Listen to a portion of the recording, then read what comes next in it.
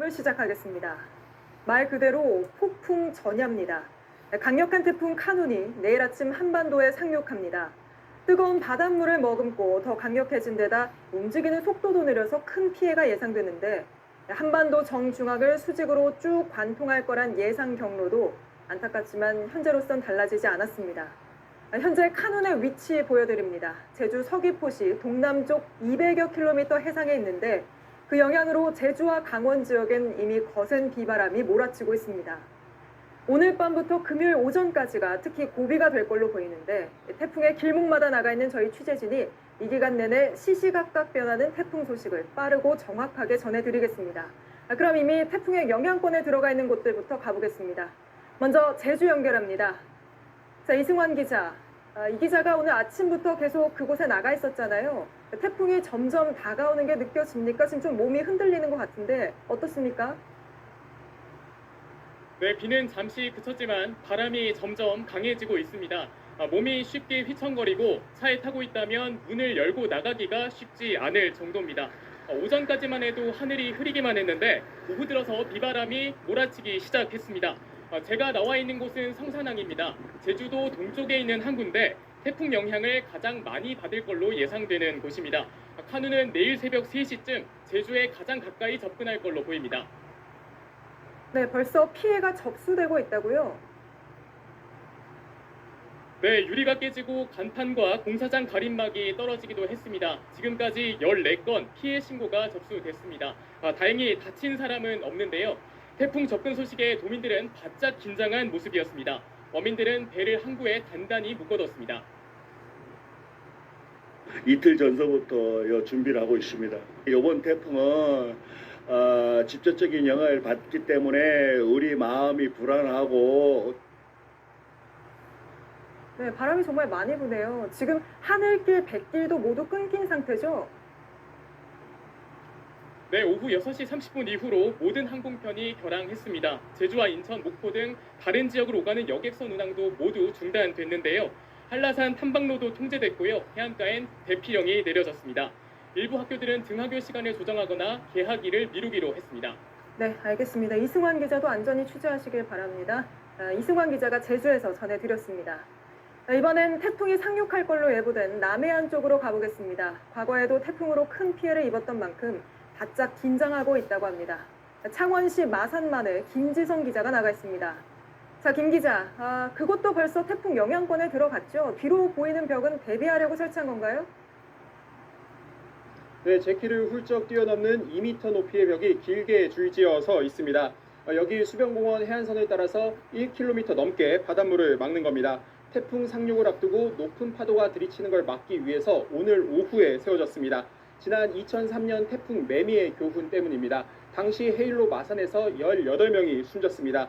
이렇게 차수벽을 실제로 세운 건 지난 2019년 찬투 그리고 지난해 흰남노 이렇게 두 번이었습니다.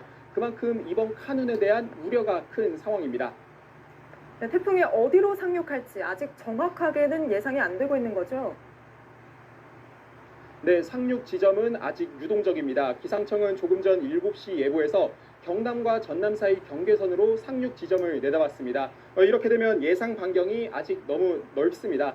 태풍 카눈은 내일 아침에 상륙할 텐데요. 일단 이곳 마산에서 더 서쪽에 있는 사천이나 남해일 가능성이 높습니다. 하지만 태풍의 영향 반경이 300km에 달하기 때문에 상륙 지점뿐만 아니라 남해안 지역 전부 태풍 대비를 철저히 해야겠습니다. 네, 지금도 벌써 비가 많이 오는 것 같은데 특히 이번 태풍이 비가 많이 오는 걸로 예보가 돼 있지 않습니까? 네, 오전부터 비가 계속 내리고 있습니다. 특히 이번 태풍 앞부분에 강한 비구름대가 형성되어 있습니다. 그렇기 때문에 태풍이 올라오면서 비도 더 거세질 걸로 보입니다. 이곳 창원엔 모레 낮까지 200mm가 넘는 비가 예상되고 또 초속 20m가 넘는 강한 바람도 불 전망입니다. 네, 알겠습니다. 마산에서 김지성 기자가 전해드렸습니다. 이번엔 바로 태풍의 오른쪽 위험 반원에 든 강원 영동 지역으로 가보겠습니다. 모레까지 많은 곳은 600mm 넘는 비가 쏟아질 걸로 예보됐습니다. 강릉의 조승현 기자 연결합니다. 자, 조 기자, 그곳도 벌써 많이 비가 내리고 있습니까? 그렇습니다. 이 강릉을 비롯한 강원 영동 지역에는 오늘 오전부터 비가 시작됐습니다. 이 시간이 갈수록 이렇게 빗줄기가 굵어지고 있습니다. 저 아래를 보면 이 시내를 가로질러 흐르는 남대천이 있습니다. 그리고 그 옆으로는 공영 주차장인데요. 자, 이쪽을 잠시 보시겠습니다. 자, 침수 피해가 예상되기 때문에 주차를 금지한다는 내용의 현수막이 붙었습니다. 실제로 조금 전부터 이 공무원들이 나와서 주차된 차량들을 이동시키기 시작했습니다.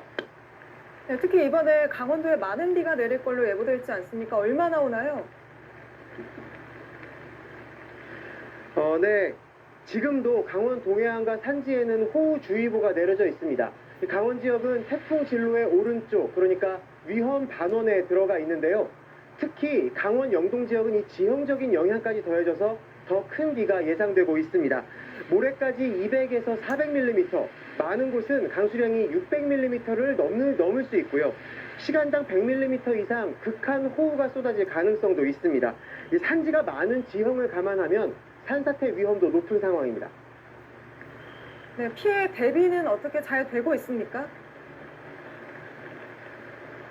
네, 지자체들은 비상근무에 들어갔습니다. 이 붕괴나 침수 우려가 있는 곳을 점검했고 또 응급조치도 마무리했다고 밝혔습니다. 하지만 예보된 비의 양이 워낙 많아 걱정인데요. 재산 피해는 최대한 줄이고 무엇보다 인명 피해를 막는 게 목표입니다. 지금까지 전국 5개 시도 9개 시군구에서 80세대 122명이 대피한 상황입니다. 네, 알겠습니다. 강원 영동 지역 상황은 조승현 기자가 전해드렸습니다. 네, 태풍이 올라오면서 경로가 좀 바뀔 수 있지만 지금으로선 내일 오전 경남 통영에 상륙한 뒤 밤에는 서울 근처 수도권을 관통할 걸로 예상됩니다. 물론 태풍의 크기가 워낙 커서 어디에 살든 모두가 조심해야 하는 상황입니다만 피해를 키우는 비와 바람이 경로에 따라 달라지기 때문에 태풍이 내가 사는 지역을 몇 시쯤 지나는지 잘 알고 계시는 게 중요합니다. 유한울 기자가 최신 예상 경로를 자세히 짚어드리겠습니다. 제6호 태풍 카누는 현재 제주 서귀포시 동남쪽 200여 킬로미터 해상까지 올라왔습니다. 우리나라 동쪽에서 확장 중인 북태평양 고기압의 가장자리를 따라서 느리게 이동 중인데요. 이대로라면 내일 오전 9시 경남 통영 30km 부근에 상륙할 걸로 보입니다. 그 뒤에는 우리나라 동서쪽을 이렇게 가르면서 수직으로 올라오게 되는데요. 이렇게 남북을 종단할 경우 기상청이 태풍을 집계한 이래 사상 처음입니다. 이대로라면 오늘 저녁 7시 기준으로 내일 오후 충북 영동과 경기 이천시 바로 옆을 지나가고요. 밤 11시에는 경기 남양주시 인근으로 올라오면서 서울에 가장 가까워집니다. 이후 경기 북부죠. 동두천시를 지나서 모레인 11일 오전 북한으로 빠져나갈 걸로 보입니다. 이 수시로 업데이트되는 정보이니까 기상청 기상누리 홈페이지를 참고하시면 좋습니다. 그런데 여기에는 변수가 있습니다. 이 카눈이 통영 옆을 지나 올라가는 길에 이렇게 소백산맥이 놓여 있다는 겁니다. 지금까지 태풍이 이런 산지를 가로지른 적은 없는데요. 기상청은 이번에도 산맥을 넘기보다는 산지를 우회할 걸로 보고 있습니다. 그래서 지금 예상 경로는 유동적인데요. 하지만 경로가 조금 변한다고 해도 카눈의 강풍 반경이 이미 한반도 전역은 물론이고 이렇게 동서 해상까지 뒤덮어서 적지 않은 피해가 예상됩니다. JTBC 유한울입니다. 네, 이번엔 우리보다 한 발 앞서서 태풍 카눈을 경험하고 있는 일본 가고시마 현 상황 알아보겠습니다. 지금 100만 명 넘는 주민들에게 대피령이 내려졌고 16,000여 가구가 정전됐다고 합니다. 지금 이 위력 그대로 우리나라로 상륙할 걸로 예상되는데 바로 김연애 특파원 불러보죠. 자, 김 특파원, 지금 그곳 상황은 어떻습니까? 네, 저는 지금 가고시마 중앙역에 나와 있습니다. 평소대로라면 전차들이 많이 지나다녀야 하지만 제대로 보시는 것처럼 텅 빈 상황입니다. 하루 종일 강풍을 동반한 비가 내리면서 이곳에는 16,000여 가구가 정전을 겪기도 했습니다. 카누는 지금 시각 나가사키현 서쪽 90km 부근을 지나가고 있는데 내일 아침까지 규슈 일대에 최대 300mm에 달하는 비를 더 뿌릴 전망입니다. 현재 일본 당국은 이번 태풍으로 6명의 부상자가 발생했지만 사망자 등 큰 인명피해는 아직 발생하지 않고 있어 안도하는 모습입니다. 다만 제7호 태풍이 또 올라오고 있어 아직까지는 긴장감을 늦추진 못하고 있습니다.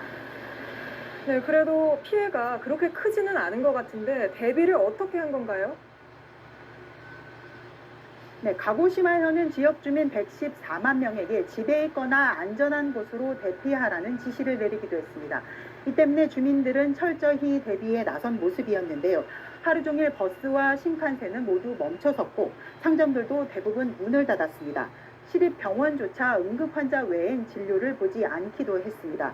오전엔 가고시마현 서쪽에 있는 바닷가 도시인 이치키 쿠시키노시를 둘러봤는데요.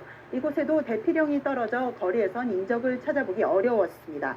집집마다 창문에 보호장치를 덧대 집을 완전히 봉쇄한 듯한 모습이 눈에 띄기도 했습니다. 네, 먼저 태풍을 겪고 있는 일본 상황은 김연애 특파원이 전해드렸습니다. 우리도 잘 대비해 큰 피해가 없어야 할 텐데 우리나라의 경우 한반도 전체를 관통할 것으로 예보됐습니다. 이런 경로로 또 이런 크기의 태풍이 오는 건 처음이라 특별히 짚어드려야 할 점이 있습니다.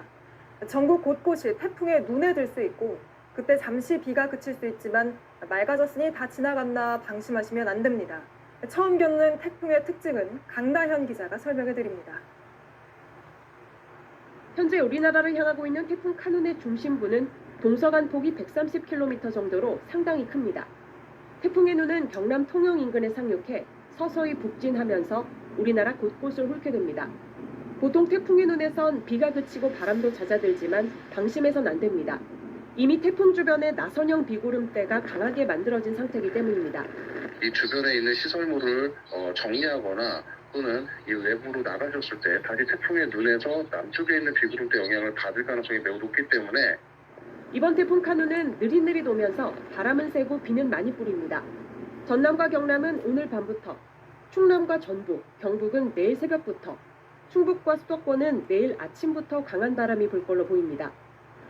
전국 곳곳에 강한 비가 예상되는 가운데 강원 영동 일부 지역에는 오늘과 내일 사이 많게는 최대 600mm의 비가, 영남엔 최대 300mm, 수도권엔 모레까지 최대 200mm가 내리겠습니다. 이렇게 비가 와도 폭염이 끝난 건 아닙니다. 일단 이번 태풍으로 비가 오면 낮 기온은 떨어지겠지만 태풍이 품은 뜨거운 열기는 식지 못해 밤에는 전국적으로 열대 현상이 이어집니다. JTBC 강나현입니다. 현재 태풍 카눈은 기차를 탈선시킬 수 있는 위력을 지니고 있습니다. 태풍이 지나가는 동안 초속 40m 안팎의 거센 바람이 불 걸로 예상되는데 이렇게 숫자로 말하면 실감이 잘 안 가시죠? 여도현 기자가 직접 바람을 맞아봤습니다. 현수막이 뜯겨 나갑니다. 나무는 힘없이 쓰러졌습니다. 지난해 태풍 흰남노가 포항을 덮쳤을 때입니다. 이번 태풍 카눈도 강력합니다. 제가 키가 166cm에 몸무게가 50kg이 넘는데요. 이 실제 수준의 태풍을 맞닥뜨렸을 때 어떻게 되는지 직접 실험해 보겠습니다. 초속 10m의 바람입니다. 시작과 동시에 우산이 뒤집힙니다. 초속 10m의 바람에도 우산이 뒤집히고 또 비까지 내려서 앞을 보기가 힘들었습니다. 강도 약의 소형 태풍급인 초속 20m 바람이 불자 우산을 들고는 앞으로 나갈 수 없습니다. 강도 중형 태풍급인 초속 25m부터 바람 소리부터 달라졌습니다. 현재 강도 강의 대형 태풍인 카눈과 같은 초속 30m가 넘는 바람은 어떨까? 네, 지금 부는 바람이 카눈과 실제로 비슷한 수준의 바람입니다. 지금 앞으로 걸어갈 수가 없습니다. 바람 소리는 굉음처럼 들립니다. 다른 소리는 들리지 않습니다. 앞도 보이지 않고 고개를 들을 수도 없습니다. 제대로 서 있기도 힘듭니다. 부착 상태가 안 좋은 이런 것들은 결박을 더 견고하게 진동에 의해서 창문이 깨지기 때문에 창문 틀에 우유곽이라든가 이렇게 종이를 끼워서 유격이 발생하지 않도록 이렇게 강한 태풍이 올 땐 가급적 안전한 실내에 머물러야 합니다. JTBC 여도현입니다. 이번 태풍 카눈처럼 한반도를 수직 관통하는 태풍은 없었지만 그 크기나 경로, 속도가 비슷하다고 꼽히는 태풍들이 있습니다. 특히 이 한반도를 대각선으로 관통한 태풍 루사가 닮은 꼴로 꼽히는데 역대 최악의 피해를 입힌 태풍이라 걱정이 큽니다. 김도훈 기자입니다. 카눈의 이동 경로와 속도는 지난 2002년 8월 우리나라를 관통했던 태풍 루사와 비슷합니다.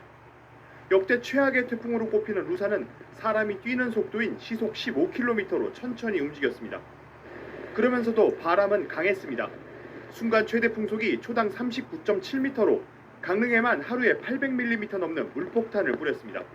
기상 관측을 시작한 1904년 이후 하루에 가장 많이 내린 비였습니다. 태풍 루사로 입은 인명피해는 당시 집계로 사망자 213명, 실종자 33명이었고 재산 피해는 5조 1,400억 원이었습니다. 풍속이 가장 셌던 건 루사가 지나간 지 1년 만인 2003년 9월 덮친 매미였습니다. 초속 60m가 넘는 기록적인 강풍으로 대형 크레인이 휘어버리고 건물 외벽이 뜯겨져 나가는 등 부산과 경남 일대에서 4조 원이 넘는 재산 피해가 났습니다. 인명피해를 가장 많이 낸 건 1959년 태풍 사라였습니다. 849명이 숨지고 2,533명이 다쳤습니다. 지난해 9월 경북을 비롯한 남부지방을 지나간 흰남노도 역대급 태풍에 꼽힙니다. 당시 11명이 숨지고 1명이 실종된 걸로 집계됐습니다. 또 포항제철소가 침수돼 40년 만에 용광로가 멈춰서기도 했습니다. JTBC 김도훈입니다.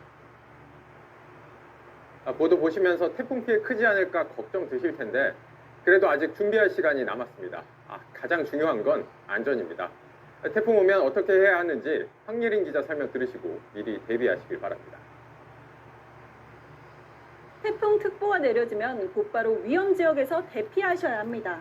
비가 넘칠 수도 있는 계곡, 하천, 해안가는 물론이고 산사태 위험이 있는 곳도 피해야 합니다. 맨홀이나 전선이 많은 도로는 지나지 말고 논둑을 보러 가는 것도 삼가셔야겠습니다. 출입문과 창문은 단단히 잠궈야 합니다. 창틈에 박스를 끼우거나 이렇게 테이프로 흔들리지 않게 고정해야 합니다. 바람에 쉽게 날아갈 수 있는 지붕이나 간판은 미리 결박해놔야겠죠. 침수가 예상되는 지하 공간 입구에 이렇게 모래주머니나 물막이판을 설치해둬야 합니다. 태풍이 가까운 곳을 지나가고 있다면요, 수도와 가스, 전기도 잠시 차단하는 게 좋습니다. 외부에 있을 땐 공사 자재가 넘어질 수 있으니 공사장 근처엔 가지 말고 운전 중이라면 평소보다 멈추기가 어려우니 갑자기 가속하거나 제동하는 걸 피해야 합니다. 되도록이면 외출을 자제하고 태풍 정보를 계속 확인하셔야겠습니다. 또 비상시 어디로 대피하는지 미리 알아보시는 게 좋겠습니다. 정부와 지자체가 긴급 재난 문자를 보내니 설정을 꼭 켜놓으셨는지 확인하시는 게 필요하겠습니다. 인명 구조가 필요할 땐 119, 배수 지원 같은 민원은 110으로 연락하면 되겠습니다. JTBC 황예린입니다. 태풍 피해를 조금이라도 줄이기 위해 폭염 속에서 대비 작업으로 바빴던 사람들도 있습니다. 도로를 보수하고 지하 주차장을 치우는 사람들을 김지윤 기자가 만났습니다. 긴팔 옷을 입고 마스크를 썼습니다. 땅을 파고 20kg이 넘는 아스콘 포대를 나릅니다. 차들도 열기를 내뿜고 아스팔트에서도 열기가 많이 올라오기 때문에 그냥 거의 사우나죠. 포트홀로 불리는 도로 위 작은 웅덩이들을 메꾸는 겁니다. 올여름 역대급 폭우와 폭염이 겹치며 이렇게 파인 곳은 지난해보다 2.5배 넘게 늘었습니다. 포트홀 상태를 빨리 정리를 안 해주면은 지금 뭐 날씨에 관계없이 지금 오토바이 같은 경우는 미끄러질 수 있고. 차들이 내뿜는 열기가 모이는 건 지하 주차장도 마찬가지입니다. 몇 분도 되지 않아 목과 이마에 두른 수건이 흠뻑 젖습니다. 여기도 거의 40도 가죠. 밖에 열기가 문제가 아니라 자동차 열기가 더 심해요. 주차장을 찾는 이용객이 많아질수록 비짓담은 마를 틈이 없습니다. 주말은 차가 여기 꽉 차가지고 2층, 3층, 4층까지 내려가요. 평상시보다 주말 훨씬 많아요. 당장 오늘 밤부터 태풍 영향권에 들면서 30도가 훌쩍 넘는 더위지만 작업은 계속됐습니다. JTBC 김지훈입니다. 이렇게 만반의 대비를 해도 비닐하우스 농가 같은 곳들은 속수무책으로 피해를 입을 수밖에 없다고 합니다. 이런 태풍 취약 지역은 보다 근본적인 대책이 필요해 보입니다. 임예은 기자가 취재했습니다. 좁은 골목길을 따라가니 비닐하우스 마을이 나옵니다. 350여 동 있는데 대부분 삶의 터전입니다. 마을 주민들은 태풍 소식에 걱정이 이만저만 아닙니다. 비닐이가 태풍 올 때는 진짜 날라갈 정도로 들썩들썩해서 한다. 이곳 꿀벌마을 주민들은 태풍 카눈이 올 것을 대비해 지붕을 노끈으로 묶어두고 물이 들어차는 것을 막기 위해 모래주머니를 바닥에 막아뒀습니다. 하지만 이게 전부입니다. 태풍 카눈의 바람은 철탑도 넘어뜨릴 수 있을 만큼 강합니다. 아무리 단단히 묶어놔도 비닐 지붕이 쉽게 날아갈 수 있습니다. 게다가 마을 한가운데는 폐기물과 쓰레기가 잔뜩 쌓여 있습니다. 그물망으로 덮여 있지 않아 강풍이 불면 속수무책입니다. 비 피해를 또 입을까 마음도 편치 않습니다. 지난달 내린 폭우로 집안 곳곳엔 아직 침수 흔적이 그대로입니다. 장판 밑은 여전히 축축합니다. 지금 이 밑에가 지금 더덜너덜하거든요. 아예 가구 밑엔 벽돌을 괴어놨습니다. 모든 물건들을 다 위에다 이렇게 올려놓고 땅에다 내려놓으면 다 젖고 또 그러니까 무섭죠. 비만 온다 그러면 벌써. 하지만 대부분 취약계층이 사는 무허가 시설이라 정부의 손길이 쉽게 닿지 못하는 실정입니다. 과천시는 내일 마을 주민을 살피겠다고 했지만 근본적인 대책은 못 됩니다. JTBC 임예은입니다. 이번에는 지난달 집중호우에 입은 피해도 아직 복구하지 못한 상황에서 태풍까지 맞게 된 지역을 차례로 살펴보겠습니다. 지하차도가 잠긴 충북 오송과 산이 무너졌던 경북 예천입니다. 먼저 오송에 정영재 기자가 나가 있습니다. 정 기자, 오송은 많은 비에 강이 넘치면서 사고가 난 곳이라 주민들 걱정이 클 것 같습니다. 지금 제 뒤로 보이는 지점이 지난달 무너졌던 임시 제방입니다. 이 다리 공사를 하면서 원래 있던 자연 제방을 없애고 모래로 임시로 제방을 쌓아뒀습니다. 큰 비가 오면서 강물이 불어났고 강물이 이 제방을 뚫고 마을로 그대로 들이닥쳤습니다. 현재 응급복구를 모두 마쳐 놓은 상태고 그때보다 더 높이 다리 바로 아래까지 모래 둑을 쌓아서 보강해 놨습니다. 하지만 물이 마을로 들이닥치는 걸 본 주민들은 아직도 불안감을 호소하고 있습니다. 네, 아직도 불안할 수밖에 없는 게 집에 돌아가지 못한 주민들이 있다고 하죠. 네, 미호강이 넘치면서 집으로 돌아가지 못한 이재민들은 76가구입니다. 현재 오송읍 주민센터에서 텐트를 치고 대피 생활을 하고 있는데요. 태풍이 또 불어닥치는 겁니다. 제가 어제 오늘 주민들을 직접 만나 이야기를 들어봤는데 집으로 돌아갈 수 있는 시기가 더 늦어지는 게 아니냐면서 한숨을 쉬는 주민들이 많이 있었습니다. 오늘 태풍이 불어닥친다는 소식에 복구 작업도 모두 멈췄습니다. 밖에 말리고 있던 가구와 집기류들은 모두 집 안으로 들여놨습니다. 오송은 특히 기관들 대비가 부족하고 또 대처도 늦어서 피해가 커졌다 이런 지적을 받아왔는데 이번 태풍 대비는 어떻습니까? 네, 오송 지하차도 참사로 충청북도와 청주시청 공무원들, 경찰과 소방 관계자들 아직도 조사를 받고 있습니다. 그 때문인지 태풍이 올라온다는 소식에 더욱더 긴장하고 있는데요. 현재 비상근무 인력을 모두 출동시켰고 충청북도는 충북에 있는 모든 지하차도와 차단시설을 점검하고 있습니다. 이런 대비들을 좀 더 빨리 했으면 어땠을까 하는 생각을 해보게 됩니다. 네, 오송에서 정영재 기자였습니다. 이어서 역시 피해가 컸던 경북 예천으로 가보겠습니다. 안지연 기자가 나가 있습니다. 자, 안 기자, 예천도 복구 중에 태풍을 맞게 됐군요. 네, 맞습니다. 이곳 예천은 보시는 것처럼 지난 피해 복구조차 하지 못한 상태입니다. 제 뒤로 보시면 지난달 산사태로 인해 떠밀려온 바위가 이처럼 한쪽에 임시로 치워져 있고요. 또 다른 쪽을 보시면 산사태로 인해 무너진 집이 그대로 남아있는 걸 볼 수 있습니다. 이런 상태로 이번 태풍으로 인해서 강한 비와 바람을 또다시 견뎌내야 하는 건데요. 이 망가진 제방과 도로는 임시로 응급 복구해놨지만 말 그대로 응급이라 태풍이 덮치면 또다시 사고가 날 수 있는 상황입니다. 오늘 이곳은 보시는 것처럼 지금처럼 계속해서 비가 내렸고요. 이곳을 포함한 경북 지역은 내일 오후 4시쯤 태풍이 가장 근접할 것으로 보입니다. 어두운 상황에서도 좀 피해 상황이 보여서 주민들 걱정이 가늠이 되는데 주민들 얘기도 좀 들어봤습니까? 네, 특히 제가 있는 이곳 벌방리에서는 실종자도 나온 만큼 주민들은 또다시 피해가 발생할까 막막하고 두렵다고 말했는데요. 이 주민의 말 직접 들어보시죠. 하늘이 참 많이 죽고 이래가지고 사는 게 참 힘들어. 차도 있다고 경기도 다 떨어졌지. 난감해요. 네, 이처럼 태풍이 다시 돌아오면서 집으로 돌아갔던 주민들도 오늘 저녁 마을회관으로 다시 모인 상태고요. 이 예천군에서는 현재까지 주민 700여 명이 대피한 상태입니다. 네, 예천은 아직 찾지 못한 실종자도 있는데 수색 작업이 좀 더 어려워질 것 같습니다.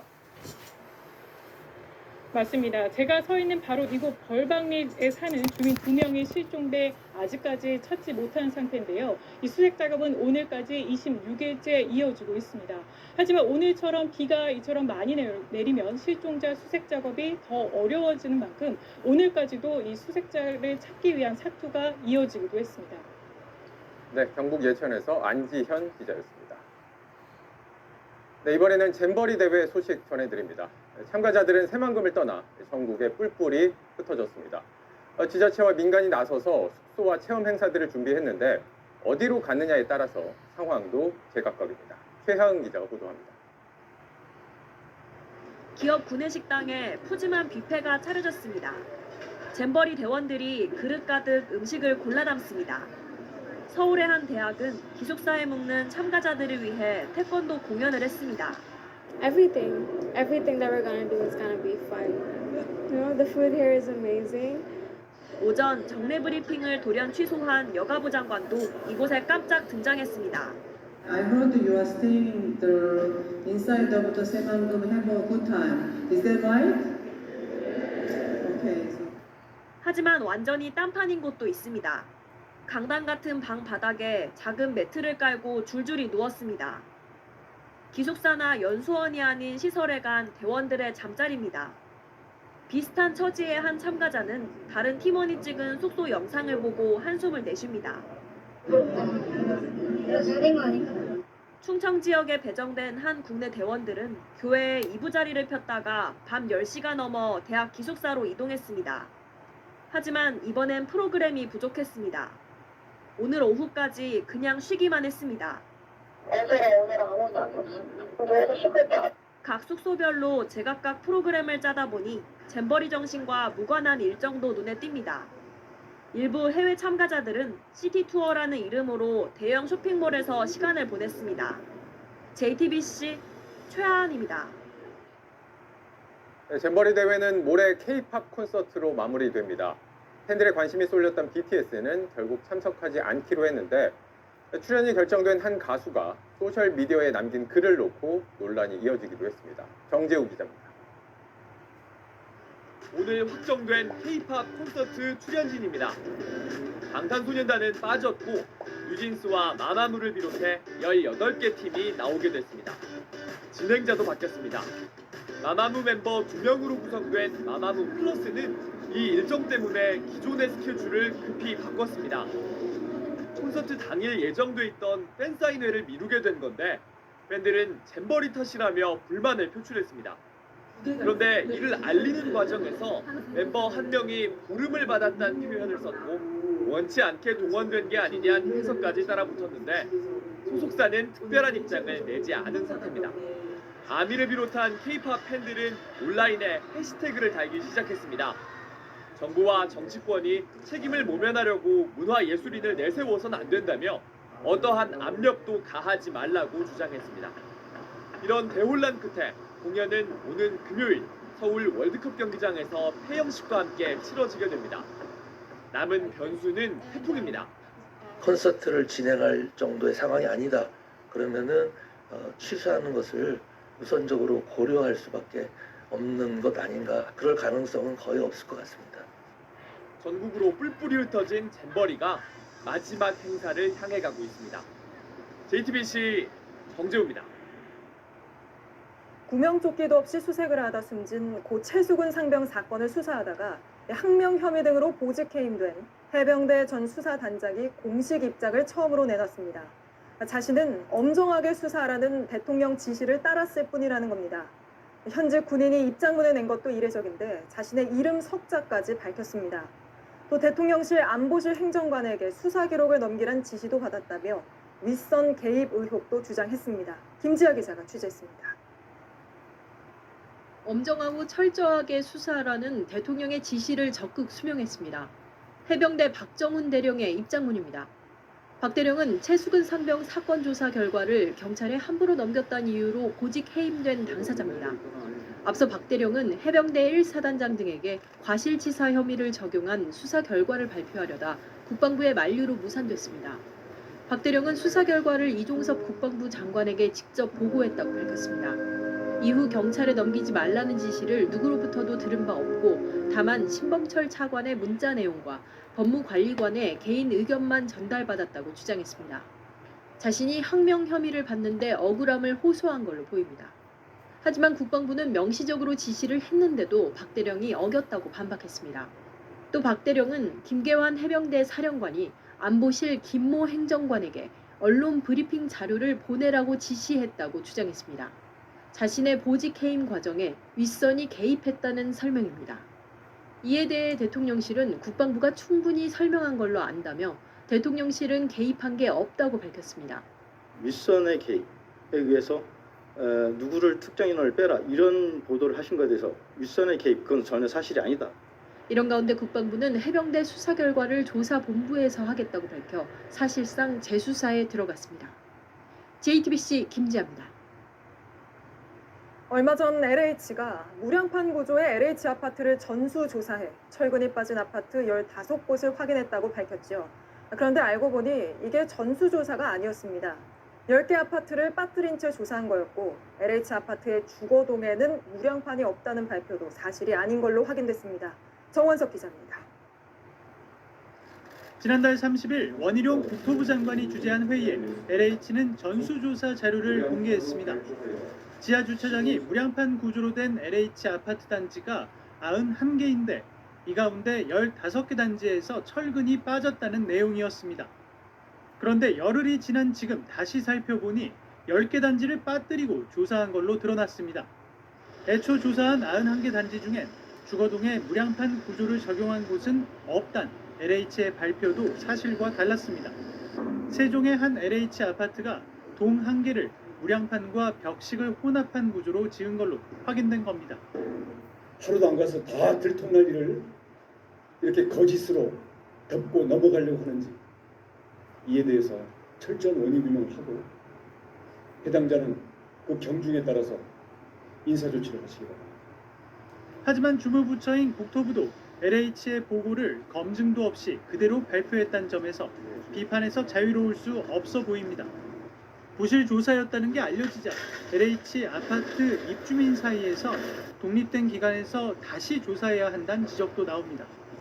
저희 아파트도 10개에 포함이 되지 않을지 모르는 상황이고 사실 저는 포함이 됐을 것 같거든요. 이래서야 보강공사도 제대로 할지 불안하다는 목소리도 나옵니다. 믿음이 없고 저거를 저렇게 한다 해서 안전한 공사는 아니에요. 부실은 부실이다 이거. 국토부는 추가로 확인된 10개 단지 가운데 철근이 빠진 곳이 있으면 공개하는 걸 검토하고 있습니다. JTBC 정원석입니다. 14명의 사상자를 낸 분당 서현역 사건. 경찰이 그간의 수사 결과를 발표했습니다. 최현종이 피해 망상 때문에 범행을 결심한 걸로 보이긴 하지만 계획 범죄라고 결론 내렸습니다. 또 최현종이 경찰 조사에서 범행을 후회한다고 냈지만 피해자들에게 직접 사과를 표하진 않았다고 밝혔습니다. 신진 기자입니다. 22살 최원종이 시민 14명을 다치게 한 뒤 체포되기까지 걸린 시간은 단 10분. 10분 사이 112 신고 40건이 쏟아졌습니다. 건물 안으로 들어오더니 그냥 여자를 찔렀다. 화장실에 숨어 있다. 15초에 한 번꼴로 걸려온 신고 녹취록엔 절박함과 공포가 그대로 담겨 있습니다. 수사를 마무리한 경찰은 최원종이 망상 때문에 범행했다고 결론 내렸습니다. 인터넷으로 스토킹, 방사선, 전파 무기 등 키워드를 꾸준히 검색했다는 게 판단 근거입니다. 또 흉기를 든 사진, 날 그만 괴롭히라는 글도 올렸습니다. 스토커들의 감시를 받고 있고 언젠가 공격당할 걸로 생각했다는 겁니다. 먼저 나서서 범행을 하지 않으면 그 부분에 대해서 더 자기가 피해를 입을 것 같다.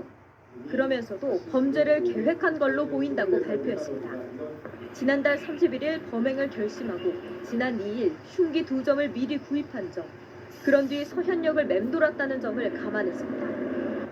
살인 예비 혐의를 적용한 대목입니다. 다만 신림역 흉기 난동 사건 모방 범죄는 아니라고 판단했습니다. 최원종은 경찰 조사에서 시간을 되돌리면 범행하지 않을 것이라고 진술했습니다. 하지만 피해자들에게 사과하지는 않았습니다. 경찰은 내일 최원종을 검찰에 넘길 예정입니다. JTBC 신진입니다. 최근 대전의 한 고등학교에서 옛 제자였던 20대가 교사에게 흉기를 휘두르는 사건이 있었습니다. 당시 많은 동료 교사들이 그 장면을 목격해 상담을 했는데 그 과정이 상당히 부적절했던 걸로 드러났습니다. 어떤 일이 있었는지 성화선 기자가 취재했습니다. 지난 4일 교사 A씨는 교무실에서 일을 하다가 동료 교사가 피습당하는 장면을 고스란히 목격했습니다. 이후 A씨는 밖에 나가는 것조차 두렵습니다. 부엌에 있는 칼조차 보는 것도 무섭다. 눈 감으면 잠을 못 자겠다. 너무 생각이 나서 불안하다, 무섭다. 사건 이후 트라우마에 대한 상담과 지원이 절실한데 현실은 달랐습니다. 시교육청은 교사의 심리 상태를 진단하는 위기 스크리닝을 뒤늦게 시행했습니다. 또 개별 전문 상담이 아닌 아르마 테라피 호흡법을 진행했습니다. 이 과정에서 부적절한 발언도 있었다고 합니다. 아르마를 다 뿌려주시면서 이거 뭐 비싼 거다. 불필요한 말들을 하는 거를 너무 어이가 없어서 제가 이제 화가 나고. 상담 장소도 문제였습니다. 학교에 전문가가 상주한다며 필요하면 직접 와서 상담을 받으라고 한 겁니다. 사건 현장이 이루어진 장소인데 그 공간 가기 굉장히 힘든 상황인데 상담 장소를 굳이 그곳에 포함시켰어요. 그러니까 아무도 교사 편에서 좀 도와주지 않고 있다라는. 이에 교육청은 사건 직후 교직원들의 심신 안정에 도움을 주려고 전문가를 데려온 것이라고 설명했습니다. 이어 또 다른 장소에서 상담을 받거나 전화 상담도 가능하다고 해명했습니다. 한편 경찰은 오늘 살인미수 혐의를 받는 20대 남성이 고교 졸업 이후 직업 없이 생활했고 교육청의 스승 찾기 서비스를 통해 피해 교사를 찾아갔다고 밝혔습니다. JTBC 성화선입니다. 주식시장에서 초전도체 관련주들이 어제 오늘 이틀 연속 폭락했습니다. 국내 연구진이 상온 초전도체라고 발표한 LK99의 실체를 의심하는 분석이 잇따랐기 때문인데 미국 한 대학의 물리학 연구센터는 초전도체가 아니라 자석이라고 주장했습니다. 김민 기자입니다. 며칠간 가파르게 올랐던 초전도체 관련주들은 어제 하한가를 친 데 이어 오늘도 크게 떨어졌습니다.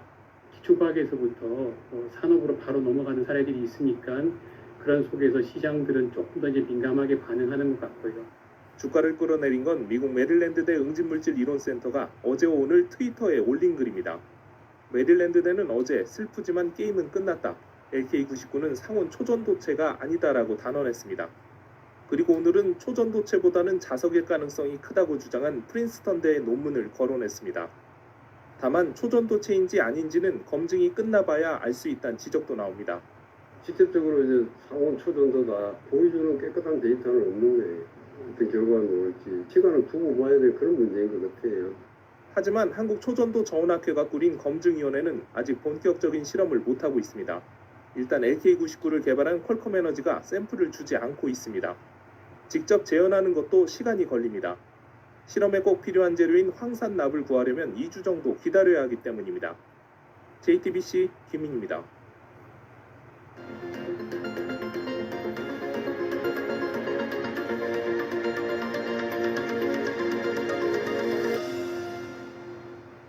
폭염 속에서 하루도 쉬지 못하고 거리로 나가는 노인들이 있습니다. 생계를 위해 한 장에 60원 하는 전단지를 돌리기 위해서입니다. 다른 일자리를 구하기 어려워 매일 전단지 뭉치를 들고 거리로 나가는 노인들을 밀착카메라 권민재 기자가 만나봤습니다. 아침 8시 출근하는 직장인들을 가장 먼저 맞이하는 건 전단지를 나눠주는 노인들입니다. 오늘 낮에도 30도가 넘는 무더위가 예상되는데요. 이 뜨거운 날씨에도 거리 위를 떠날 수 없는 이들의 일상을 따라가 보겠습니다. 누가 받을지 몰라 전단지를 쥔 손을 연신 흔듭니다. 아침 7시부터 꼬박 2시간을 돌리고 두유 한 팩으로 아침을 때웁니다. 노인네들 자식들한테 손 벌리기가 좀 그렇잖아요. 그러니까 용돈이라도 벌어 쓰려고. 무심코 지나치는 사람이 많습니다. 그래서 하나라도 받아주면 고맙습니다. 7번은 사람이 별로 없고 잘 안 받아. 9번은 잘 받아. 착착착착 잘 받아. 얼마나 고마워. 재밌어. 잘 받으면 재밌어. 이 일을 30년 넘게 한 베테랑 할머니가 있다는 얘기도 들었습니다. 왕언니는 을지로 뜻이에요. 90이야. 나 이름은 모르고 그냥 나이가 연세가 들었으니까 그냥 왕언니로 통해. 점심시간 시청역 뒷골목에도 전단지를 돌리는 손이 바빠집니다. 30년 베테랑 왕언니입니다. 내년에 90이지만 누구보다 열심입니다. 원래 가게를 운영했는데 전자제품 아이엠에프가 줄이는 바람에 얼 같은 데는 처음이에요. 이렇게 더운 거. 집에서 얼려온 주스와 차가운 얼음 스카프는 금세 녹아버렸습니다. 이게 엄청 시원하고 등이 시원해. 소녀딸이 또 주문해. 퇴근길이 북적이는 저녁 시간, 한낮에 달아오른 빌딩 숲은 여전히 뜨겁습니다. 건물 1층에 들어가는 게 유일한 휴식입니다. 꼴랑통 몰라고 내 청춘이 그로 다 늙었다고. 보통 2시간 동안 400장을 돌리는데 24,000원 정도를 받습니다. 전단지 한 장당 60원입니다. 400장을 다 돌리기 전까진 땡볕에서 한 번도 쉬지 못하는 할머니도 많습니다. 점심도 사고 슬프다 할까? 나이가 먹어서 대접을 제대로 못 받는 것 같다 할까? 그래요. 다른 일자리를 찾고 싶어도 노인들에겐 쉽지 않습니다. 구청에서 해주는 다른 일자리 없어. 그거 가면 나이 많다고 안 해주더라고. 그래요? 네, 75세 때 가서. 전단지 돌리는 일엔 정년이 없어서 노인들은 오히려 다행이라고 말합니다. 숨막히는 더위에도 노인들이 거리에 나온 이유는 한 가지, 살기 위해서였습니다. 밀착카메라 권민재입니다. 경기 안성의 한 신축 공사장에서 또 붕괴 사고가 발생했습니다. 바닥이 무너지며 아래층에 있던 베트남 국적 노동자 2명이 숨졌습니다. 어제도 안전 점검을 받았던 곳인데 사고가 났다고 합니다. 윤정주 기자가 취재했습니다. 건물 바닥 한가운데 큰 구멍이 뚫렸습니다. 그 주변으로 휘어진 철근들이 흩어져 있습니다. 경기도 안성의 한 상가 건물 공사장, 콘크리트를 부어 9층 바닥을 만드는 작업 중이었습니다. 그런데 오전 11시 47분쯤 갑자기 바닥이 꺼져 8층에 있던 작업자 2명이 매몰됐습니다. 1시간 반 만에 차례로 구조됐지만 결국 숨졌습니다. 숨진 두 사람은 베트남인 형제로 4달 전부터 현장에서 목공일을 했습니다. 한국 온 지 얼마 됐어요? 5년 정도 안성에서 목수님 하고 있어요. 결혼했어요. 아직 안 했어요. 9층에서 일하던 작업자 4명도 다쳤습니다. 이 공사장 어제도 안전점검을 받았는데 인명사고가 났습니다. 공사 관계자는 점검 때 별 이상이 없었다고 주장했습니다. 큰게 그렇게 되진 않으니까 되지는 않을 것 같아요. 하지만 인근 상인들은 안전이 우려되는 상황들이 있었다고 말합니다. 7월에 이제 비가 많이 왔잖아요. 비 올 때도 콘크리트 타설 작업하는 거 이제 봤는데 경찰은 현장 관계자들을 상대로 타설 작업 전 지지대를 제대로 갖췄는지 등을 조사하고 있습니다. JTBC 윤정주입니다. 일주일 전 서울 압구정역 앞에서 롤스로이스 차량이 인도로 돌진해 20대 여성이 크게 다쳤습니다. 경찰은 운전자에게서 마약 성분이 나왔는데도 풀어줬다가 뒤늦게 구속영장을 다시 신청했습니다. 저희가 이 운전자가 운전대를 잡기 직전 약물에 취해 비틀거리는 모습이 담긴 영상을 입수했습니다. 송승환 기자입니다. 서울 강남구 압구정역 인근 성형외과 건물 입구입니다. 저녁 8시 5분쯤 한 남성이 비틀거리며 나옵니다. 휘청이며 걷다가 도로를 무단 횡단합니다. 길 건너 공영 주차장에 주차된 롤스로이스 차에 탑니다. 4분 뒤 이 차가 출발합니다. 우측으로 쏠리며 달리더니 100m를 채 가지 못하고 인도로 돌진합니다. 사고가 나고 7분 뒤 소방차가 달려옵니다. 경찰이 현장에 갔을 때 운전자 신모 씨는 보이지 않았습니다. 신 씨는 잠시 뒤 나타났고 경찰은 도주 우려가 있다고 보고 체포했습니다. 마약 간이 검사에선 마취제로 쓰는 케타민 양성 반응이 나왔습니다. 하지만 경찰은 체포 17시간 만에 신 씨를 풀어줬습니다. 신 씨가 지난달 31일 수술을 받으면서 의사가 처방한 케타민을 투약한 것이라고 주장했기 때문입니다.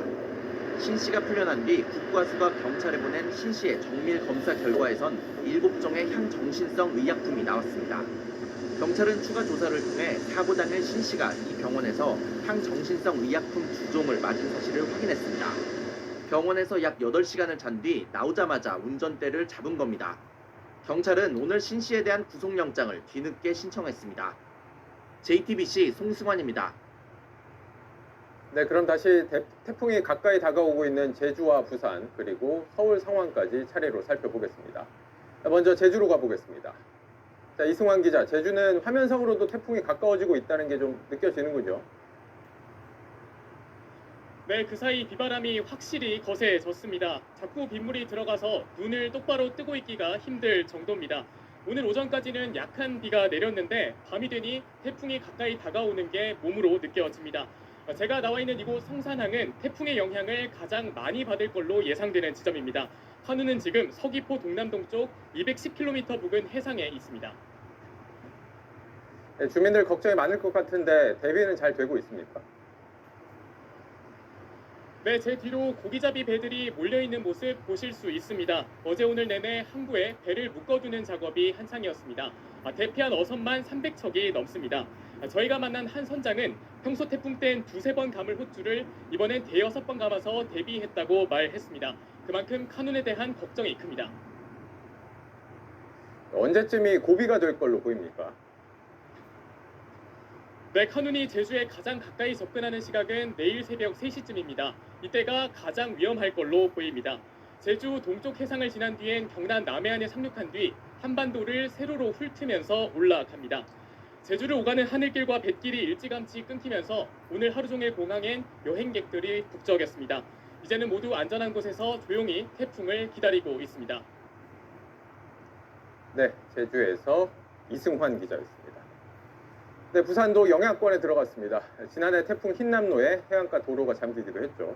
현장에 있는 조소희 기자 연결합니다. 조 기자, 지금 나간 곳이 태풍에 대비 중인 곳이죠? 네, 이 흙과 모래로 만든 주머니 사람 키만하게 2단으로 쌓여 있습니다. 저는 지금 남항대교가 보이는 송도 해수욕장 앞에 있습니다. 지난해 9월 6일 이곳은 태풍 흰남노의 영향으로 일대 건물과 도로 7만 8천 제곱미터가 모두 잠겼습니다. 저기 뒤로 보이시는 방파제가 너울성 파도를 좀 막아줘야 했는데 역부족이었던 겁니다. 오늘 내일 새벽 2시에는 바다 수위가 가장 높아지는 만조가 됩니다. 이렇게 대비를 하고는 있지만 태풍 상륙 시점이 다가옴에 따라서 긴장감은 커지고 있습니다. 네, 부산도 태풍이 다가오면서 비가 내리기 시작을 했군요. 네, 그렇습니다. 확실히 해가 지고 나서 비가 거세지고 있습니다. 부산은 내일까지 400mm의 비가 내립니다. 초속 20m의 강풍도 붑니다. 해안가가 비상입니다. 지난해 역시 큰 피해를 입었던 밀락 수변공원 일대는 차수판과 차수벽을 세웠고요. 해운대와 광안리 인근 상인들은 유리창이 깨질까봐 합판을 덧댔습니다. 입수 금지 조치가 내려진 해수욕장엔 급히 시설물을 치우는 중장비만 오갔습니다. 네, 해안가뿐만 아니라 대비가 필요한 곳이 좀 많아 보이는데 지난해에도 피해를 입었던 곳들도 있었죠. 부산에는 산을 따라 올라가는 도로와 오래된 주택들이 많습니다. 지난 7월에도 이곳들이 피해를 입기도 했습니다. 부산 중구의 80년 된 아파트에는 주민들이 집을 떠나 있기도 했습니다. 지자체는 이 주민들을 미리 대피시킬 계획도 세우고 있습니다. 낙동강 둔치의 주차장, 야영장, 산책로도 모두 통제된 상태입니다. 네, 부산에서 조소희 기자였습니다. 이번엔 수도권 상황도 살펴보겠습니다. 곳곳에서 하루 종일 태풍에 대비하는 작업이 있었습니다. 서울 도림천으로 가보겠습니다. 자, 연지환 기자, 비가 많이 오면 좀 물이 넘치지 않을까 불안한 곳인데 어떻게 대비를 하고 있습니까? 네, 제가 오늘 오후부터 좀 돌아다녀 봤는데요. 강한 바람에 대비하기 위해서 먼저 도로 표지판을 정리하고 공사장 시설물들을 밧줄로 묶는 모습을 볼 수가 있었습니다. 제 옆에 이렇게 있는 게 하천 출입 통제 장치입니다. 사람들이 아래로 내려가는 것을 막기 위해서 설치를 해놨는데요. 지금 이렇게 열려 있지만 비가 좀 더 굵게 내리기 시작하면 자동적으로 닫히게 됩니다. 그리고 방금 들어온 소식인데 서울 일부 하천의 경우에는 좀 있으면 조금 뒤인 21시부터 통제를 한다고 하니까 참고하시기 바라겠습니다. 네, 그런가 하면 반지하 같은 곳들도 혹시 또 침수 피해가 있지 않을까 걱정인데 그런 곳들도 살펴봤죠. 네, 서울 영등포구와 관악구 일부 지역이 대표적인데요. 제가 좀 돌아다녀 보니까 낮은 지역 주택가 앞에는 모래 주머니가 쌓여 있었고 물이 쏟아져 들어오는 것을 막기 위해서 반지하 창문 앞에는 차수막을 설치한 것을 볼 수가 있었습니다. 네, 서울 중 수도권에는 언제부터 영향권이라고 할 수 있을까요? 네, 당장 오늘 늦은 밤부터 비가 내립니다. 내일 오후부터는 수도권 전역이 직접적인 영향권 안에 들어갑니다. 은평구와 서대문구 등 일부 지역은 미리 내일 오전 9시부터 주요 산에 들어가는 것을 막기로 했습니다. 네, 그럼 내일 출퇴근길도 상당히 막힐 것으로 좀 예상이 되겠네요. 네, 맞습니다. 내일 모레까지는 많은 비바람이 예상이 되기 때문에 급심한 교통 정체가 빚어질 것으로 보입니다. 가급적이면 대중교통을 이용하시는 게 좋겠습니다. 네, 지금까지 서울 도림천에서 JTBC 연지환입니다. 여기서 태풍 행동 요령 다시 한번 설명드리겠습니다. 기억하셨다가 미리미리 대비하시기 바랍니다. 태풍 특보가 내려지면 위험 지역에서 대피해야 합니다. 지난 집중호우 때 피해가 컸던 곳들 기억하시죠? 계곡, 하천, 해안가, 또 산사태 위험 지역 바로 빠져나와야 합니다. 맨홀이나 전선 많은 도로 피하고 논둑 보러 가는 것도 삼가셔야 합니다. 태풍의 출입문과 창문이 흔들리고 깨질 수 있습니다. 또 단단히 잠그시고요. 창문에 테이프를 바르거나 창틈에 박스를 끼워 고정시켜야 합니다. 또 바람에 날아갈 수 있는 지붕이나 간판은 미리 단단히 묶어둬야겠죠. 또 건물 주차장이나 지하 공간도 침수 위험이 있습니다. 미리 입구에 모래주머니나 물막이판 설치해둬야 합니다. 태풍이 가까운 곳은 수도, 가스, 전기 잠시 차단하는 게 좋습니다. 밖에 있을 때는 공사장 근처는 지나지 마시고요. 운전 중이라면 급하게 브레이크 밟거나 가속하거나 한쪽으로 꺾는 것도 피해야 합니다. 되도록이면 외출을 자제하고 재난 정보를 계속 확인하는 게 좋습니다. 또 비상 상황에선 어디로 대피해야 할지 미리 알아보시고요. 정부와 지자체가 보내는 긴급 재난 문자도 설정 꼭 켜놓고 확인하시길 바랍니다. 안전하게 최대한 피해 없이 이번 태풍 지나갈 수 있도록 저희도 관련 소식 계속해서 전해드리겠습니다.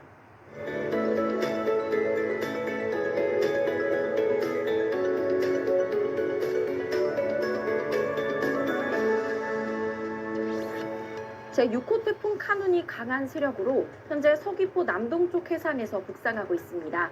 기상청에 따르면 오늘 밤부터 내일 새벽 사이 제주 동쪽 해상을 통과해서 내일 아침이면 남해안에 상륙할 것으로 보입니다. 이어 내륙을 지나 모레는 수도권을 관통하겠습니다. 현재 대부분 지역에 강한 비구름대가 몰려들었습니다. 이들 지역에 시간당 10에서 20mm 안팎의 비가 내리고 있습니다. 많은 비가 예보되어 있는 강원 영동과 영남 지역은 호우특보까지 내려졌고요. 제주와 남해안에 따라서는 태풍특보도 발효 중입니다. 앞으로 전국에 바람이 더 강하게 불면서 내일은 새벽부터 오후 사이 전국에 태풍특보가 내려질 전망입니다. 태풍 영향으로 모레까지 강원 영동에 최대 600mm 이상의 비가 퍼붓겠고요. 영남은 최고 400mm 이상, 그 밖에 수도권과 충청은 100에서 200mm가 예상됩니다. 내일 아침 기온 서울 24도, 전주 23도, 대구, 부산 25도가 예상되고요. 내일은 비가 오면서 한낮 기온이 서울, 광주 26도, 대구 27도로 오늘보다 낮겠습니다. 남부지방에 내리고 있는 비는 내일이면 차차 그치겠고요. 중부지방은 모레까지 이어지겠습니다. 태풍이 몰고 온 비바람이 더 강해질 것으로 보여서 비 피해가 없도록 주의하셔야겠습니다. 날씨였습니다. 태풍 카눈이 점점 다가오고 있습니다. 잘 대비해서 큰 피해 없이 지나갈 수 있도록 저희도 오늘 밤부터 뉴스 특보 이어가면서 시시각각 바뀌는 태풍 소식 전해드리겠습니다. 네, 뉴스룸은 여기까지입니다. 시청해주신 여러분 고맙습니다.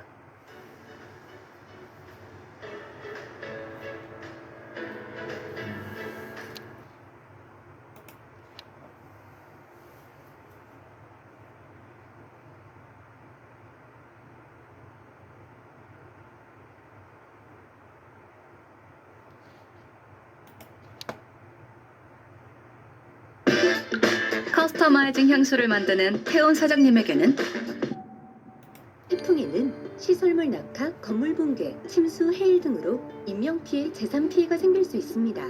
태풍, 어떻게 대비해야 할까요?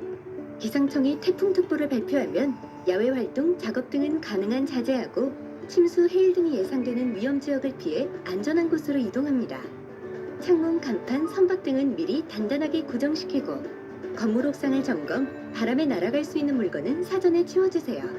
정전에 대비해 랜턴, 양초 등 비상용품을 미리 준비하는 것도 좋습니다. 기상 정보를 자주 확인하는 습관, 여름철 안전의 시작입니다. 1조터와 함께 알아보는 야외에서 태풍 발생 시 대처 방법. 첫 번째, 야외에서 태풍을 만났다면 신속히 건물 안으로 대피해주세요. 두 번째, 저항을 많이 받는 우산보다는 우비를 이용하세요. 세 번째, 운전 중 강풍이 발생했다면 차가 밀려날 수 있으므로 감속 운행은 필수입니다. 네 번째, 태풍 발생 시 강풍으로 인한 피해가 크므로 문과 창문을 단단하게 고정시켜주세요. 미리미리 태풍 대처법을 숙지해서 안전한 여름을 보내시길 바랍니다.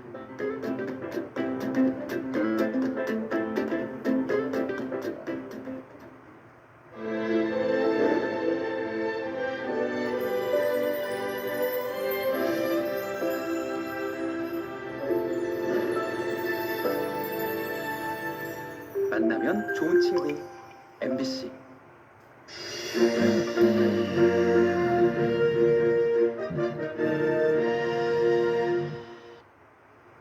여러분 안녕하십니까. MBC 뉴스 특보입니다. 이제 3시간 뒤면은 태풍 카눈이 제주에 가장 가까이 근접합니다. 제주에는 또 강한 바람이 불고 더 세찬 비가 내리고 있다고 하는데 바로 제주 연결해서 지금 상황 어떤지 알아보겠습니다. 이따금 기자, 계속 그곳에서 취재 중이었을 텐데 지금 어느 정도나 느껴지나요? 네, 그렇습니다. 태풍 카눈은 이제 코앞까지 다가왔습니다. 태풍 카눈의 현재 위치는 제주도 동쪽 180km 해상에 있는데요. 10시 특보 때보다 바람이 훨씬 거칠어졌습니다. 아주 서 있기가 힘들 정도인데요. 또 비가 아주 강하게 쏟아지고 있고 파도는 점점 거세게 일고 있습니다. 제가 나와 있는 서귀포시 성산포항에는 어선 수십 척이 피항해 있는데요. 어선들의 흔들림도 더 심해졌습니다. 제주도 전 지역과 모든 앞바다에는 지난밤 10시부로 태풍 경보가 발효됐습니다. 한라산 사제비 동산에는 순간 최대 풍속 시속 87km, 새별오름에는 72km의 강풍이 관측됐습니다. 현재 시간당 20mm 내외의 비가 내리고 있는데요. 어제부터 한라산 남벽과 윗새오름에는 100mm가 넘는 비가 내렸고 오늘까지 최대 300mm가 더 내릴 것으로 보입니다. 제주시 외도동에서는 주택 지붕이 날아가기도 했고 간판이 흔들리거나 유리창이 깨지는 등 19건의 태풍 피해 신고가 접수됐습니다. 제주를 오가는 항공기 운항이 어제 저녁부터 전면 중단되면서 휴가철을 맞아 제주를 찾은 여행객 2만 명의 발이 묶인 것으로 추산됩니다. 제주를 오가는 여객선도 어제에 이어 오늘까지 운항이 모두 중단됐습니다. 태풍 카눈은 조금 뒤인 새벽 3시 제주도 성산일 출봉 동쪽 140km 해상을 지나면서 제주에 가장 근접할 것으로 예상되는데요. 사실상 최대 고비가 될 것으로 보입니다. 제주도는 비상 단계를 가장 높은 3단계로 격상하고 본격적으로 태풍 대비 태세를 가동하고 있습니다. 지금까지 제주 성산포항에서 MBC 뉴스 이따금입니다. 이번에는 오늘 오전 태풍 카눈의 상륙이 예상되는 경남으로 가보겠습니다. 경남 16개 시군에는 태풍주의보가 내려졌고 침수 위험 지역 주민 1,900명이 대피했습니다. 경남 창원 속천항 연결합니다. 이선영 기자, 그곳은 어떻습니까? 네, 태풍이 다가오면서 빗줄기는 점점 굵어지고 있습니다. 오늘 하루에만 경남 양산과 거제에 80mm가 넘는 비가 내리고 있는데요. 바람도 강하게 불고 있습니다. 통영 매물도에는 밤 10시 39분쯤 순간 최대 풍속 시속 115km의 강풍이 불기도 했습니다. 남해안 모든 바다에는 태풍 경보가 내려져 이곳 속천항을 비롯해 경남해 항구에 15,000여 척의 어선들이 대피해 있습니다. 태풍 카눈은 오늘 오전 9시쯤 경남 통영 서쪽 약 30km 지점에 상륙할 것으로 예상됩니다. 현재 창원과 진주 등 경남 16개 시군에 태풍주의보가 내려져 있는데 새벽 1시부터는 태풍 경보로 강화될 예정입니다. 태풍이 다가오면서 여객선 운항은 전면 중단됐고 노량대교를 비롯한 경남의 17개 해상 다리도 통행이 제한됐습니다. 지리산은 이틀 전 새벽부터 54개 탐방로 전체가 폐쇄됐습니다. 진주 남강댐은 방류량을 초당 1,100톤으로, 합천댐은 초당 300톤으로 방류량을 늘렸습니다. 경상남도는 비상 3단계로 격상하고 둔치 주차장과 지하차도 등 417곳을 사전 통제했습니다. 피해도 잇따르고 있습니다. 경남에선 가로수가 부러지는 등 11건의 피해 신고가 접수됐고 현재까지 침수 위험 지역 주민 1,900여 명이 마을 회관 등으로 대피했습니다. 태풍이 상륙하는 오늘 경남의 모든 학교는 원격 수업을 진행합니다. 경남에 오늘 오전까지 100에서 300mm, 많은 곳은 400mm 이상 많은 비가 내리고 순간 최대 풍속 시속 145km 안팎의 강풍이 예보된 만큼 각별한 대비가 필요합니다. 지금까지 창원 속천항에서 MBC 뉴스 이선영입니다.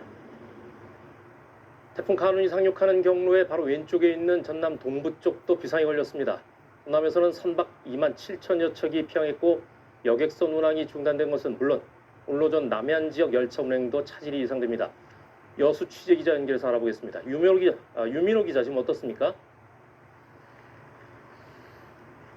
네, 전남 여수의 대표 관광지인 해양공원 앞에 나와 있습니다. 이 밤이 깊어지고 태풍이 점점 다가오면서 상점들이 하나둘씩 문을 닫기 시작했고 거리에는 사람 찾아보기가 이제 어려울 정도입니다. 이 앞바다에는 태풍을 피해 선박 수십 척이 대피해 있는데요. 이곳을 포함해 전남에는 선박 2만 7천여 척이 피항을 마친 상태입니다. 태풍의 본격적인 영향권에 들어가면서 여수와 곡성 등을 비롯한 전남 14개 시군에는 조금 전 0시를 기해 태풍 경보가 발효됐습니다. 태풍 카눈은 오늘 오전 여수와 경남 통영 사이로 상륙해 내륙을 관통할 것으로 보입니다. 앞으로 최대 시속 145km 강풍이 불고 비는 100에서 200mm, 많게는 300mm까지 내릴 것으로 예보됐습니다. 어제 전남에서는 모든 여객선 운항이 중단됐는데 오늘 오전에는 여수와 목포 등 남해안 지역 KTX 열차 운행도 차질을 빚을 것으로 보여 일정 확인 반드시 필요하겠습니다. 주민 대피도 잇따르고 있는데요. 광양과 여수에서는 급경사지 인근이나 저지대에 거주하는 주민 200여 명이 마을회관 등으로 사전에 대피를 마쳤습니다. 또 여수 국가산단 석유화학 업체들도 침수와 돌풍에 대비해 시설을 점검하고 정전에 대비한 비상조명 시스템을 구축했습니다. 순천만 국제정원 박람회장도 내일 오후까지 임시 휴장에 들어갔고 여수 오동도 역시 출입이 막혔습니다. 주암댐은 초당 400톤의 물을 섬진강 하류로 흘려보내면서 저수율을 조절하고 있습니다. 전라남도는 재난안전대책본부를 가동하고 비상근무에 돌입했습니다. 지금까지 여수 해양공원에서 MBC 뉴스 유민호입니다. 부산은 조금 전 밤 11시부터 태풍 경보가 내려졌습니다. 특히 강한 바람이 불면서 곳곳에서 강풍 피해가 잇따르고 있습니다. 새벽에는 만조 시간까지 겹쳐 월파 피해까지 우려되고 있습니다. 부산 연결합니다. 김윤아 기자, 지금 어떻습니까?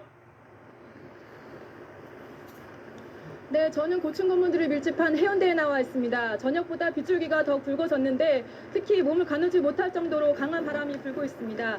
저녁만 해도 주변에는 일부 행인들이 지나다니는 모습이 눈에 띄었었는데 지금은 입구 쪽에 경찰차가 통제를 하고 있기 때문에 사람들이 전혀 눈에 띄지 않고 있습니다. 부산에는 밤 11시부터 태풍 경보가 발효됐습니다. 태풍이 강한 세력을 유지하며 북상하고 있는 가운데 부산에는 오늘 오전 10시쯤 가장 가까워질 걸로 보입니다. 부산에 현재까지 내린 비의 양은 51.9mm로 오늘 오후까지 100에서 300mm, 많게는 400mm의 폭우가 쏟아질 걸로 예보됐습니다. 특히 오늘 밤부터 오전 사이 시간당 40에서 60mm의 강한 비가 집중적으로 내릴 것으로 보입니다. 바람도 점차 강해지고 있습니다. 부산에선 건물 자재가 날아가고 버스 정류장 중앙분리대가 쓰러지는 등 10여 건의 강풍 피해가 잇따르고 있는데요.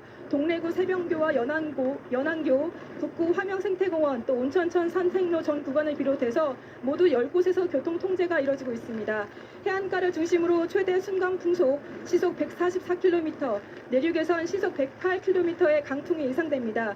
또 2시간 뒤인 새벽 2시에는 만조 시간이 겹치면서 월파 피해가 우려되고 있습니다. 부산항에 정박해 있던 선박들은 피항했고 김해공항에서는 항공기 50편이 결항되는 등 부산의 바닷길과 하늘길도 전면 통제됐습니다.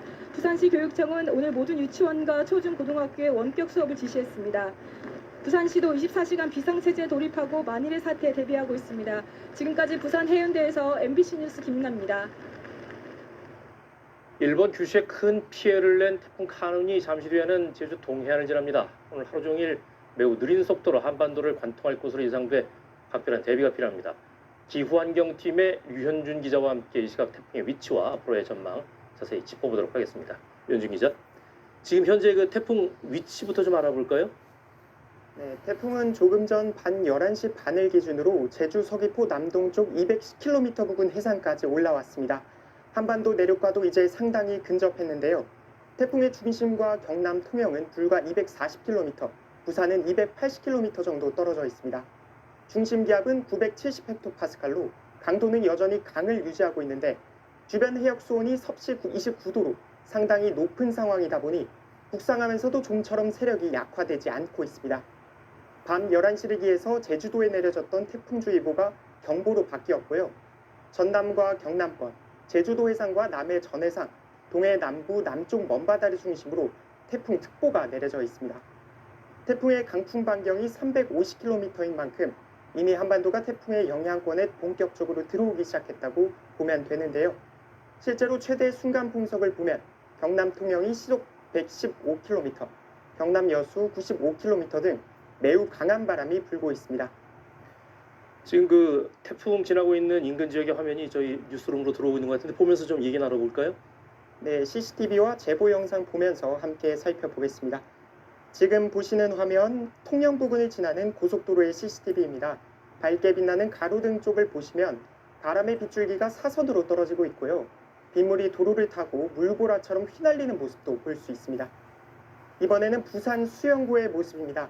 순간 최대 풍속 초속 20m에 달하는 바람이 불고 있어서 CCTV 화면 역시 위아래로 강하게 흔들리고 있습니다. 시청자 제보 영상도 속속 들어오고 있는데요. 어제 저녁 10시 반쯤 제주시 조천읍의 해안가에서 촬영한 영상입니다. 높은 파도로 진입 통제선이 쳐져 있고요. 이 통제선마다 강한 바람에 흔들리고